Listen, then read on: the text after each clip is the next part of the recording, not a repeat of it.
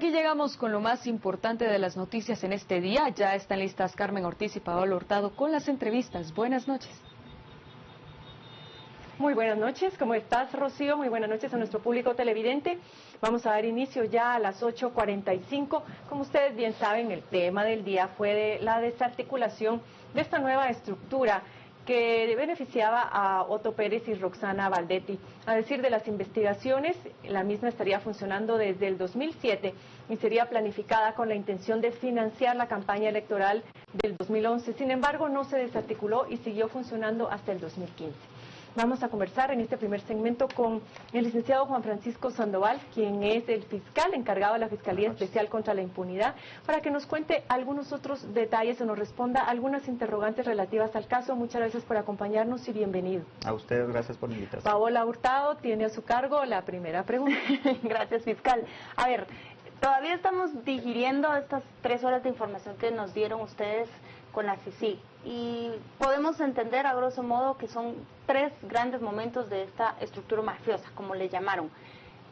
El financiamiento para la campaña de diversas modalidades, el cobro de comisiones para empresas contratadas por parte de entidades públicas y que se agenciaban de ese dinero, y el lavado de dinero como tal.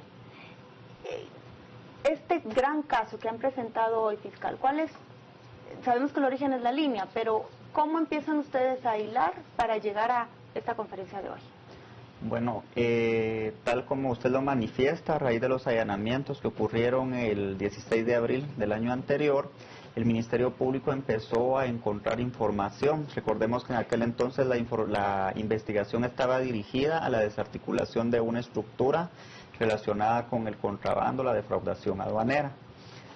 Al realizar allanamientos en diversas entidades y oficinas, pues en aquel momento nos encontramos con un entramado de sociedades mercantiles, de información financiera, de cuadros estadísticos, de cuadros financieros, los cuales tomó mucho tiempo para ese gran equipo financiero y de análisis criminal que realizó esa ardua labor, y permitió posteriormente, con la incorporación de información de alrededor de 100 personas que aproximadamente han ido a declarar a la Fiscalía, que en realidad lo que ocurrió aquí fue eso, lo que nos decían, ¿verdad?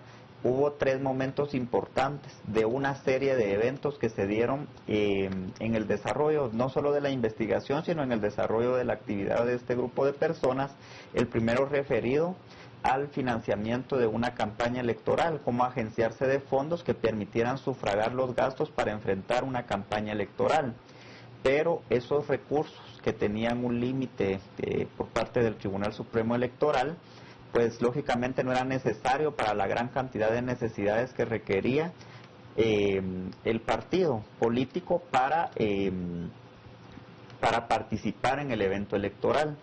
Por lo que se vio la necesidad pues de agenciarse de recursos. Muchos de los recursos no fueron reportados, la mayoría al Tribunal Supremo Electoral, pero como esos recursos lógicamente tenían que darle algún matiz de legalidad, pues se trató de darle alguna modalidad para legalizarlo. Esa es la primera parte, que es lo que se refiere al financiamiento.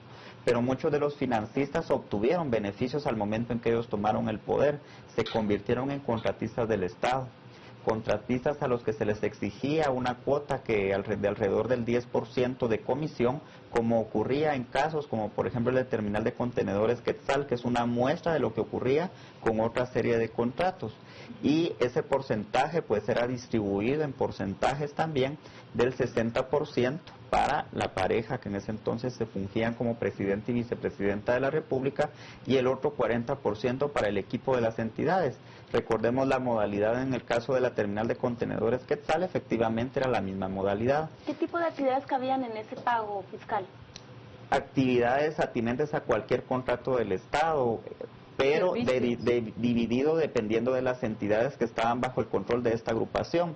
Si nos dimos cuenta, en la presentación estaba focalizado en este momento a algunas entidades públicas: el Registro de Información Catastral, las portuarias, el Registro Nacional de las Personas, FONADES, es decir, era una parcela del Estado, ¿verdad?, la que se tenía controlada por esta organización.